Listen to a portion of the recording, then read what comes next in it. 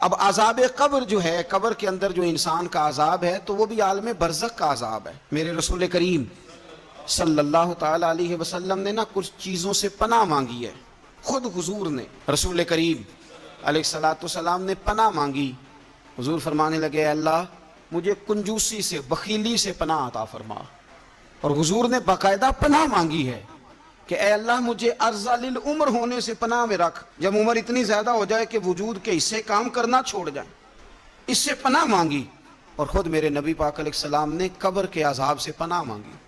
یہ تعلیم امت کے لیے کہ تم بھی پناہ مانگو عذاب قبر سے۔ قبر کا عذاب برحق ہے۔ قبر کے لیے تیاری کر کے رکھنا، اپنی قبر کو یاد رکھنا، مر جانے کو یاد رکھنا۔ حضرت سعد بن معاذ رضی اللہ تعالیٰ عنہ کا جب جنازہ تھا تو صحابہ کرام فرماتے ہیں کہ حضور نے نماز جنازہ کی امامت فرمائی تو قبر کے تیار ہونے میں کچھ دیر تھی، تو رسول کریم صلی اللہ علیہ وسلم زمین پر بیٹھ گئے اور ایک لکڑی سے حضور زمین کریدنے لگے۔ ہم محو انتظار تھے کہ اللہ کے رسول صلی اللہ علیہ وسلم سر مبارک اٹھائیں، ہمیں کو نصیحت کریں۔ فرماتے حضور نے سر اقدس اٹھایا تو حضور کی آنکھوں میں آنسو تھے، اور رو کے حضور فرمانے لگے، رو کے کہ اس قبر کے عذاب سے رب کی پناہ مانگو اور اس کے لیے تیاری کر لو، یہ بڑا سخت دن ہے۔ رو کے حضور نے فرمایا، رو کے۔ آج تو لوگ مذاق بناتے ہیں، کچھ فقیر صوفی درویش کہلانے والے بھی، وہ کہتے ہیں جو مولوی بتا رہا ہے نا قبر میں بچھو ہوں گے، سانپ ہوں گے، یہ تو مولوی اپنی قبر بتا رہا ہے، ہمارا اس سے کیا لینا دینا ہے۔ خدا سے ڈریں۔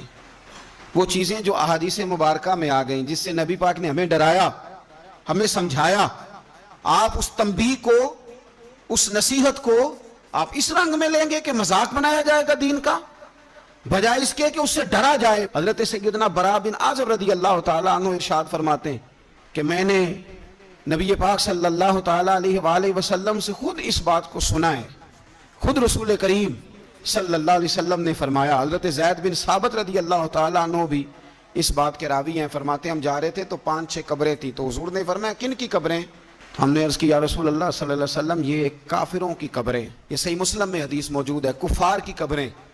تو اللہ کے رسول صلی اللہ علیہ وسلم فرمانے لگے، ذرا حدیث کے لفظوں پہ غور کرنا، حضور فرمانے لگے اگر مجھے ڈر نہ ہوتا کہ تم اپنے مردوں کو دفن کرنا چھوڑ دو گے، اگر مجھے اس بات کا ڈر نہ ہوتا کہ تم اپنے لوگوں کو، مرنے والوں کو قبروں میں دفن کرنا چھوڑ دو گے، اگر یہ مجھے ڈر نہ ہوتا تو میں سناتا کہ قبر کے اندر کس طرح عذاب ہوتا ہے۔ تمہیں دنیا میں رہ کے میں سناتا، پر ڈر ہے کہ کہیں تم اپنے مرنے والوں کو قبروں میں دفن کرنا چھوڑ ہی نہ دو، اس لیے میں تمہیں یہ بات نہیں بتاتا۔ اور میرے رسول کریم صلی اللہ تعالیٰ علیہ وآلہ وسلم نے پھر ارشاد فرمایا، اپنے غلاموں کی طرف نظر فرمائی، یہ بات کہہ کے کہ اگر مجھے ڈر نہ ہوتا کہ تم دفن کرنا چھوڑ دو گے تو تمہیں میں سنا دیتا کہ قبر میں کیا عذاب ہوتا ہے۔ پھر حضور نے صحابہ سے فرمایا چلو بھائی دوزخ کے عذاب سے اللہ کی پناہ مانگو۔ تو سب کہنے لگے ہم دوزخ کے عذاب سے اللہ کی، صحابہ نے کہا ہم دوزخ کے عذاب سے اللہ کی پناہ مانگتے ہیں۔ پھر نبی پاک صلی اللہ تعالیٰ علیہ وسلم نے ارشاد فرمایا تم سب کہو کہ ہم قبر کے عذاب سے اللہ کی پناہ مانگتے ہیں۔ تو صحابہ نے کہا ہم قبر کے عذاب سے اللہ کی پناہ مانگتے ہیں۔ پھر میرے رسول پاک علیہ السلام نے فرمایا تم کہو، سارے یہ کہو کہ ہم ظاہری اور باطنی فتنوں سے اللہ کی پناہ مانگتے ہیں۔ تو صحابہ نے کہا کہ ہم ظاہری اور باطنی فتنوں سے اللہ کی پناہ مانگتے ہیں۔ پھر میرے محبوب علیہ السلام نے فرمایا تم کہو کہ ہم دجال کے فتنے سے اللہ کی پناہ مانگتے ہیں۔ تو صحابہ کرام نے کہا کہ اے اللہ ہم دجال کے فتنے سے تیری پناہ تیری پناہ میں آتے ہیں۔ نبی پاک علیہ السلام نے یہ الفاظ کہہ کے یہ بات بتلا کے ہمیں سمجھا دیا، ہمیں قائل فرمایا محبوب نے۔